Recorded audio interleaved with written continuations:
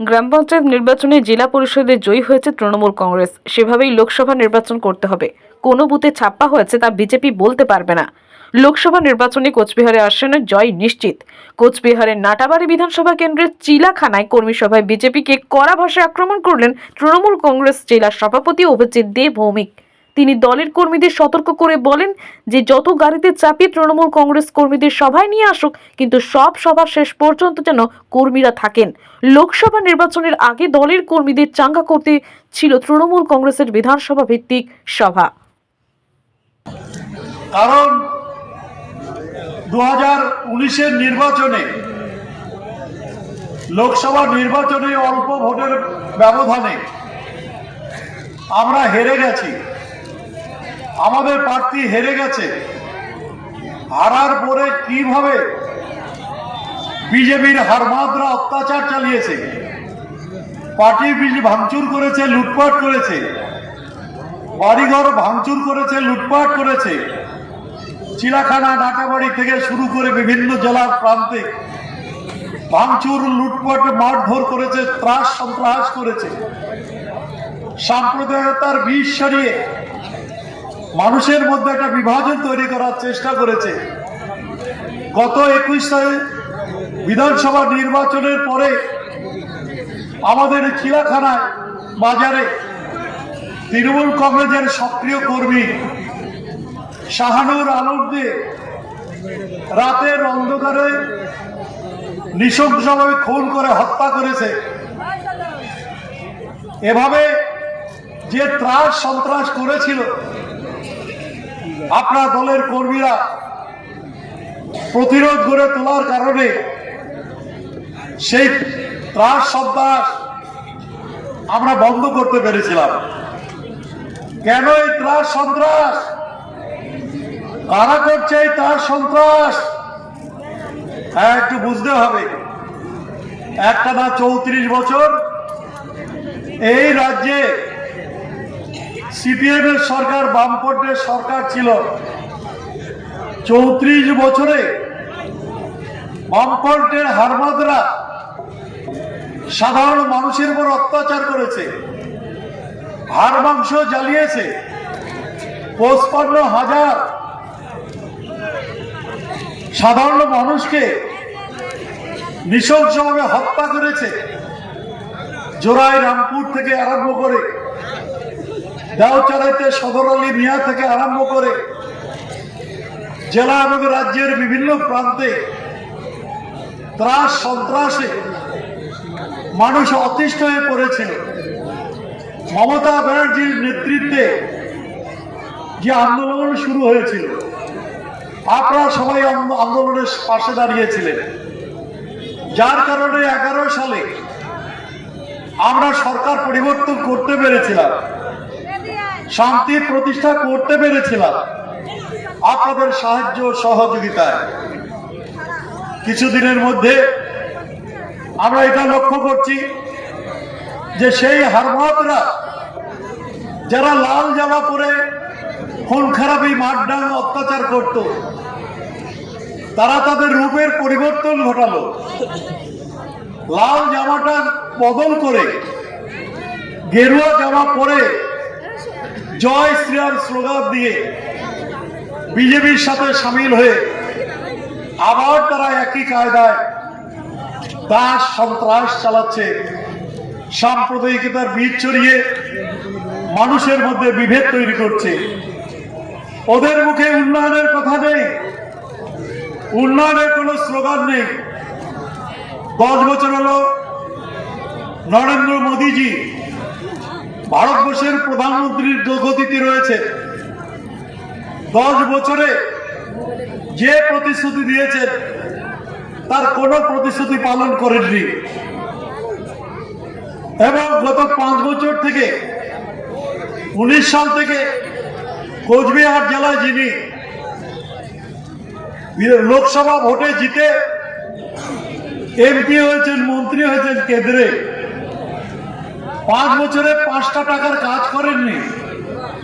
5 বছরে প্রত্যেক বছর 5 কোটি করে 25 কোটি টাকা এলাকা উন্নয়নের জন্য পেয়েছে। 5টা পয়সা খরচ করেনি। প্রশ্ন করছি তার কাছে 25 কোটি টাকা গেল কোথায়, তার হিসাবটা দিতে হবে। 3 বছর আগে বিধানসভার নির্বাচনে আমরা এত কাজ করার পরেও হেরে গেছি। আমাদের মানুষ সমর্থন করেনি, ভেবেছিল বিজেপিকে জেতালে, বিজেপিকে সমর্থন করলে আরো বেশি কাজ হবে, আরো বেশি উন্নয়ন হবে।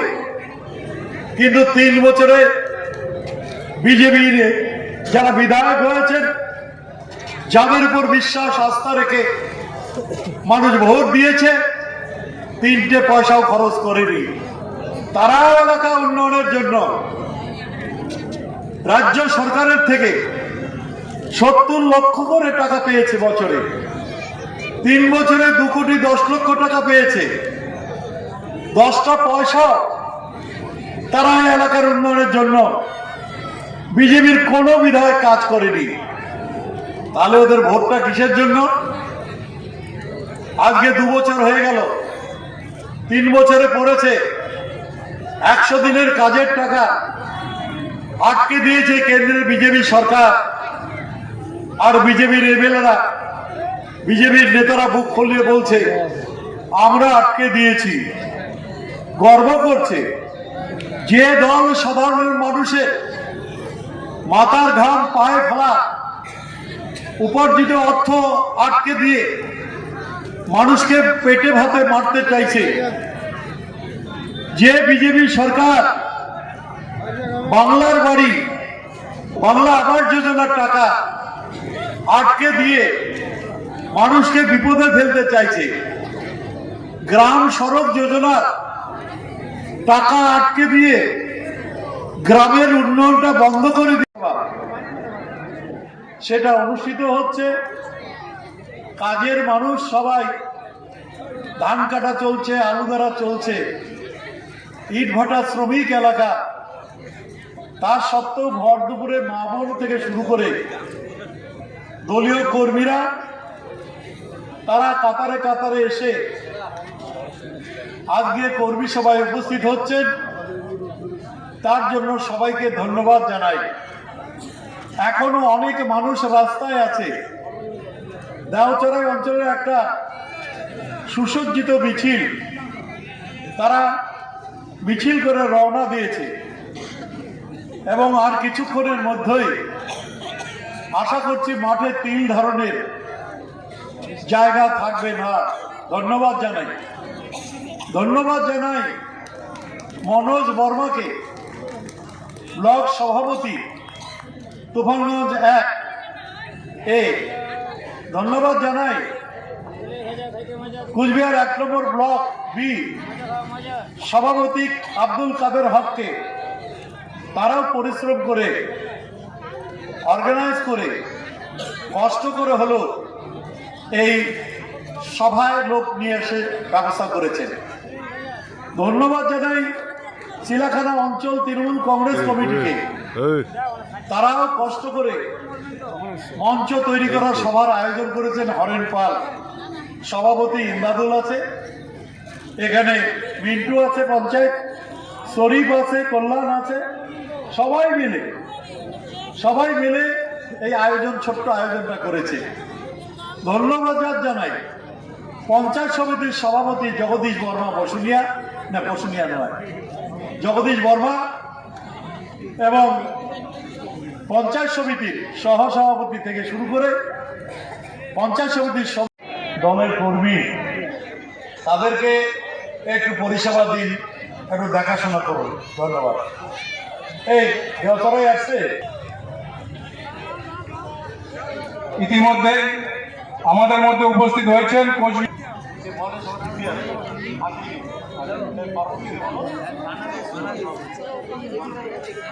আজকে আমাদের মধ্যে ইতিমধ্যে উপস্থিত হলেন কোচবিহার জেলা তৃণমূল কংগ্রেসের সভাপতি মাননীয় অভিজিৎ দেব, পার্বতী বর্মন।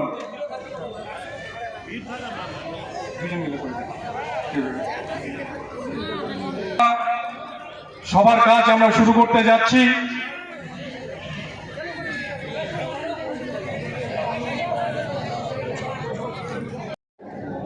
গত বিধানসভা নির্বাচনে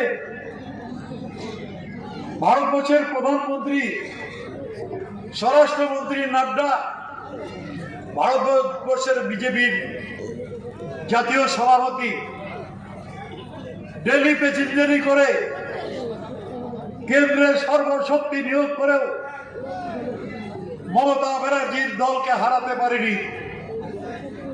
তৃতীয়বারের জন্য রাজ্যে ক্ষমতা এসছে, তাই তারা সেই আক্রোশে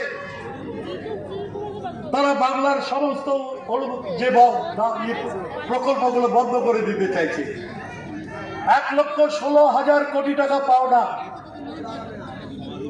সমস্ত টাকা আটকে দিয়ে বাংলার মানুষকে পেটে ভাতে মারতে চাইছে। এর প্রতিবাদে আজকে আমরা জমায়েত হয়েছি। আমরা প্রত্যেকটা বিধানসভা কেন্দ্রে সমস্ত স্তরের মা বোন থেকে শুরু করে সংগ্রামী সাথীদের বলতে চাই, বিজেপি বাংলা বিরোধী, বাংলার মানুষকে এরা দেখতে পায় না, বাংলার মানুষকে এরা ঘৃণা করে। যেহেতু স্বামী বিবেকানন্দ বাংলার মানুষ, যুগ পুরুষ, বিশ্ব সৃষ্ট একটা পুরুষ, তাকে অসম্মানিত করছেন, তার সম্মানহানি করছেন। বীর বিরসা মুন্ডা থেকে শুরু করে সমস্ত মনীষীদের সম্মানহানি করছেন। আজকে আমরা লক্ষ্য করছি কিভাবে বাংলার সরকারকে ছোট করা যায়, কালিমা লিপ্ত করা যায়, তার জন্য মিথ্যা মামলায় জড়িয়ে ইডি, সিডি, সিবিআই দিয়ে আমাদের লোকগুলোকে, নেতাদের বিনা বিচারে জেলের উপরে রাখছেন। বিজেপি সরকার যদি মনে করে থাকে এভাবে বাংলা দখল করবেন, হবে না ভাই। ইতিহাস বলছে ভারতবর্ষের স্বাধীনতার আন্দোলনে যাদের বিজেপি তৎকালীন ব্রিটিশ সরকার গুলি করে খুন করেছে, ফাঁসির কাস্টে জীবন নিয়েছে, জেলে পচিয়ে মেরেছে, ব্রিটিশ ভেবেছিল বিনা বাধায় আরো কয়েকশো বছর ভারতবর্ষকে শোষণ করবেন, শাসন করবেন, পারেনি। দেশ থেকে ব্রিটিশকে সরে যেতে হয়েছে। সেভাবে আমি বলবি সময় এসে গেছে দেশ থেকে এই সাম্প্রদায়িক শক্তি বিজেপিকে উৎখাত করা।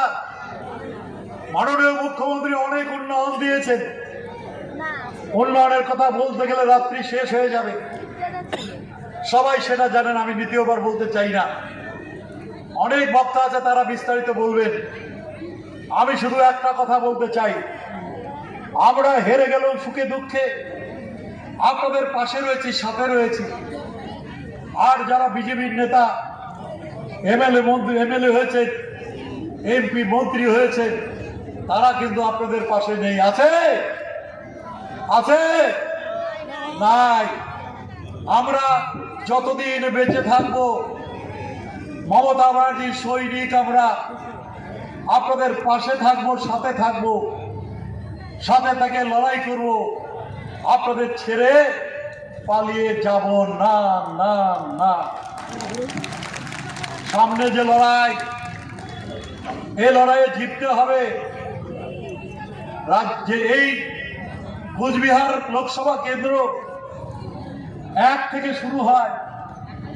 এই লোকসভা কেন্দ্রে মমতা ব্যানার্জি যাকে প্রার্থী হিসেবে ঘোষণা করবে, রাম, শ্যাম, যদু, মধু, তাকেই জোড়া ফুলে ভোট দিয়ে বিপুল ভোটে জয়যুক্ত করে আমরা মমতা ব্যানার্জির হাতে তুলে দিতে চাই। আপনাদের সমর্থন, সাপোর্ট, আশীর্বাদ চাই। কি করবে? হাত তুলেন, কারা কারা করবে? ধন্যবাদ। এডি তুলেন নেই কেন?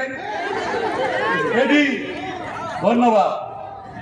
আমি এটুকু বলতে চাই যে সবাই হাতে বেশি নেই, অল্প সময়ের পাওয়া যাবে, এর মধ্যে লড়াই আন্দোলন শুরু করতে হবে।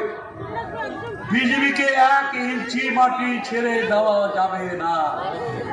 আর ওই বিজেপির নেতারা বাড়ি বাড়ি যখন ভোট চাইতে যাবে একটা কথা বলবেন, 100 দিনের কাজের টাকা, বাংলা আবাসের যোজনার টাকা আগে দিয়ে যাও, তারপরে ভোট চাইতে আসো। নালে প্রয়োজনে বাড়িতে গাছের সাথে বাঁধি রাখা লাগবে। পাইবেন কি? মহিলারা হাত তোলেন। পাইবেন? পাইবেন কি না পাইবেন? কোন পাওয়া খাইবে।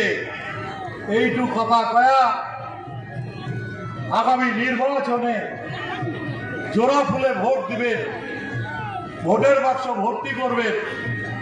মমতা ব্যানার্জি ক্ষমতায় আছে তাই এত উন্নয়ন হয়েছে, বাড়ি বাড়ি বিদ্যুৎ পৌঁছেছে, পানীয় জল পৌঁছাবার লাগছে, নদীর বাঁধ তৈরি হয়েছে, হাসপাতাল, মেডিকেল কলেজ, ইঞ্জিনিয়ারিং কলেজ,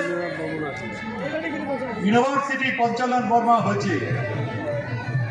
এই নাটাবাড়ি কেন্দ্রে 2টে ব্রিজ হয়েছে, একটা কালজারি খাপাইডাঙ্গা আর একটা বলরামপুর দেওচড়াই, জয় সেতু, মানসাই নদীর আদাবাড়ি ঘাটের সেতু সহ প্রচুর উন্নয়ন হয়েছে। তাই উন্নয়নের পক্ষে জোড়া ফুল চিহ্নে ভোট দিয়ে বিপুল ভোটে আমাদের যিনি প্রার্থী হোক তাকে ভোট দিয়ে জয়যুক্ত করার আবেদন জানিয়ে সবাইকে স্বাগত জানিয়ে, সম্মান শ্রদ্ধা জানিয়ে, সবাইকে স্যালুট জানিয়ে আমার বক্তব্য শেষ করছি। ধন্যবাদ। প্রাঞ্জল ভাষায় আপনাদের সামনে আলোচনা করার চেষ্টা করবেন। আমি সেদিকে না গিয়ে একটা নির্দিষ্ট কিছু কথা আপনাদের সামনে তুলে ধরার চেষ্টা করছি। আমরা যদি লক্ষ্য করি কয়েকদিন আগের কথা, আমরা দেখতে পারবো বিজেপি একটা কর্মসূচি ঘোষণা করেছিলেন। পরোক্ষভাবে বিজেপি যে জায়গাটাতে ইন্ধন দিয়েছিলেন যে কলকাতার ব্রিগেডে 1 লক্ষ মানুষের কণ্ঠে গীতা পাঠ হবে, সেখানে নরেন্দ্র দামোদর দাস মোদী অর্থাৎ ভারতবর্ষের প্রধানমন্ত্রী তিনি সেখানে আসবেন। আমরা কি দেখলাম? ভারতবর্ষের প্রধানমন্ত্রী সেখানে এসে উপস্থিত হলেন না। যে 1 লক্ষ ব্রাহ্মণ মানুষ যাদের কণ্ঠে গীতার মন্ত্র উচ্চারণ হওয়ার কথা ছিল, গীতা পাঠ হওয়ার কথা ছিল, সেখানে 1 লক্ষ ব্রাহ্মণ গিয়ে উপস্থিত হলেন না। ব্রাহ্মণরা কেন গেলেন না?